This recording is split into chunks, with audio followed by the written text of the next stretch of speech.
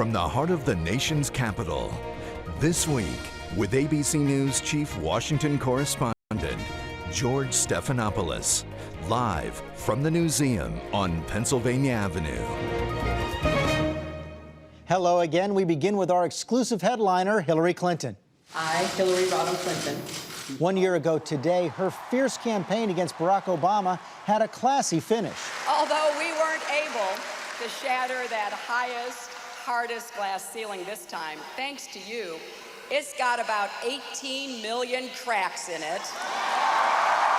She hasn't been seen on Sunday morning since. Hello, everybody. So there was a lot to catch up on when I sat down with Clinton after the president's speech in Cairo. I've come here to Cairo to seek a new beginning. Iran, North Korea, Israel. And after all those battles with Obama, did she ever imagine herself in Egypt as his Secretary of State? It'll be fun on the plane. Never. Never crossed my mind. And what an extraordinary honor to be here, especially for this speech today. The president has a very high-powered team. Vice President Biden, General Jones, Secretary Gates. You've got envoys for Iran, Afghanistan, North Korea. How do you fit in? What is your role exactly? Well, my role is as the chief diplomat for the United States of America. And, you know, when I agreed to do this job, I made it very clear to the president that I would be able to run the State Department and USAID, and that we would have to forge a team that I think we've done very well, and that I wanted special envoys because we were inheriting so many hotspot problems that I knew you could never have one person possibly address all of that. It also gives you the ability to get out of the crisis management and carve out areas where you're really going to take initiative. What are those? Well, I'm having to do both. I mean, I spend a lot of my time on the problems that you would imagine, Afghanistan and Pakistan, the Middle East, Iran. But I'm also working to create a strategic set of priorities that will guide our efforts. So, for example, there are specific regional and country-based endeavors that we are teeing up. We are going to work really hard on our relationships with, for example, Indonesia and Turkey and India. We have a strategic and economic dialogue that will start the last week in July with China that Secretary Geithner and I are going to co-lead. So there's plenty of work to go around. There's plenty of work to go around, but then there are the transnational problems. I mean, the president asked me to lead the effort on food security. The president also wants us to focus on Haiti, and ironically, the United Nations Secretary General asked Bill to be the special envoy. So we're really going to have a united effort by our government and by the international community.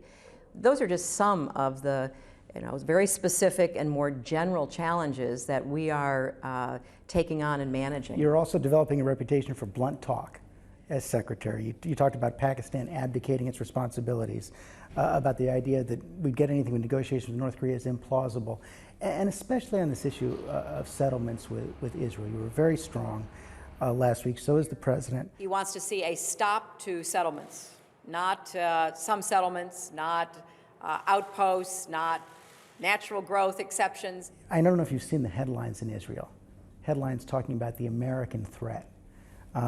Publicly, the Prime Minister is saying that this is just unreasonable, these demands from the United States. And privately, he was reported to have said, and this is a quote, "What the hell do they want from me?" Well, George, I think it's very clear, as you heard in the speech from the president here in Cairo, that he wants to focus from the very beginning of his term in office on doing everything he can to try to bring the Israelis and the Palestinians together. You know, we were very close in 2000, and it's heartbreaking to see where we are today. And we can't just stand by and expect time to work its magic. So that means, as the president said in his speech, this bond is unbreakable.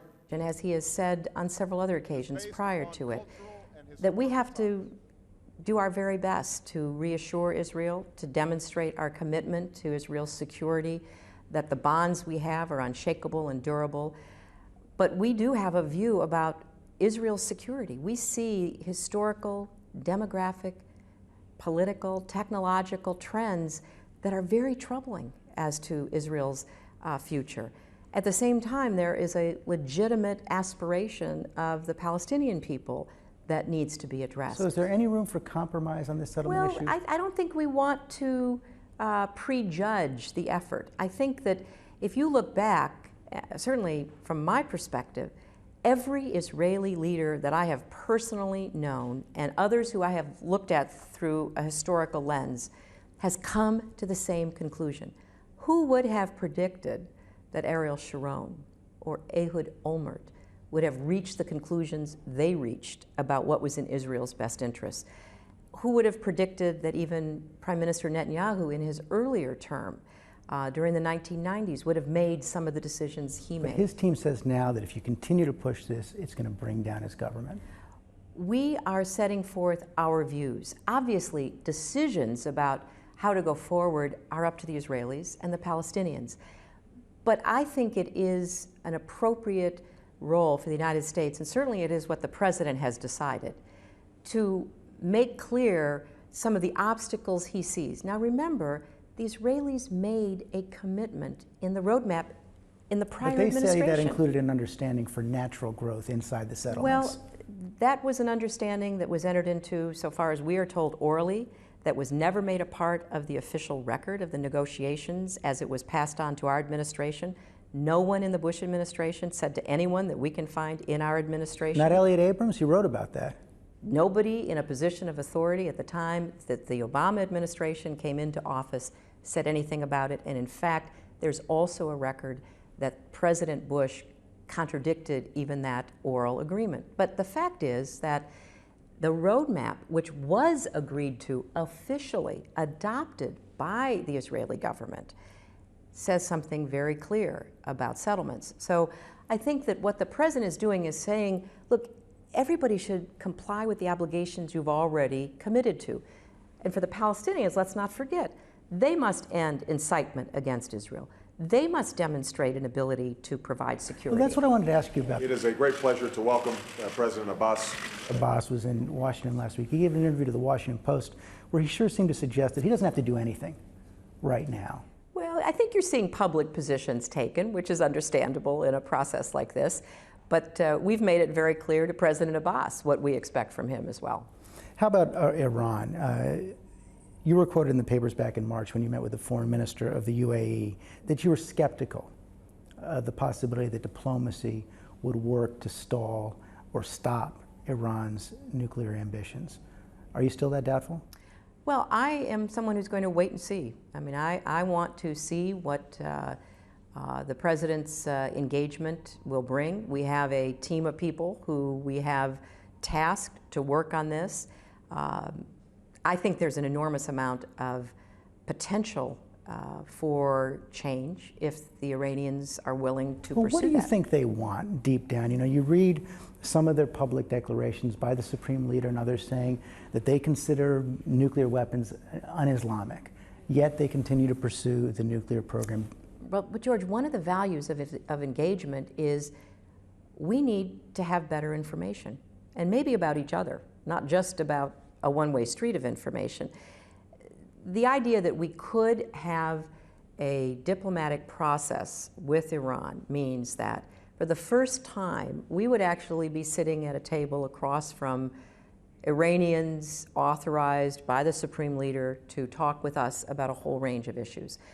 That gives us information and insight that we don't have. Of course there's a contradiction because we don't have any really clear sense as to what it is they are seeking. Now, one of the things that you heard the President say is we understand the legitimate right of nations And any nation, including Iran, to have access to peaceful nuclear energy. If that is at the core of what they want, there are ways of accommodating that that do not lead to a nuclear weapon. But we have to test that, and we have to be willing to sit and listen and evaluate without giving up what we view as a primary objective of the engagement, which is to do everything we can to prevent Iran from becoming a nuclear weapons state. Your own envoy, Dennis Ross, has said one way to strengthen the position of the United States going into these negotiations is to make it very clear that if Iran used nuclear weapons against Israel or any U.S. ally, that would be met as an attack on the United States. Full response. Now, that was your position during the campaign as well. I would make it clear to the Iranians that an attack on Israel would incur massive retaliation from the United States. Is it U.S. policy now? I think it is U.S. policy to the extent that we have alliances and understandings with a number of nations. They may not be formal as it is with NATO, but I don't think there is any doubt in anyone's mind that were Israel to suffer a nuclear attack by Iran, there would be retaliation. By the United States? Well, I think there would be retaliation. And I think part of what is clear is we want to avoid a Middle East arms race, which leads to nuclear weapons being in the possession of other countries in the Middle East. And we want to make clear that there are consequences and costs. Now, let me just put it this way.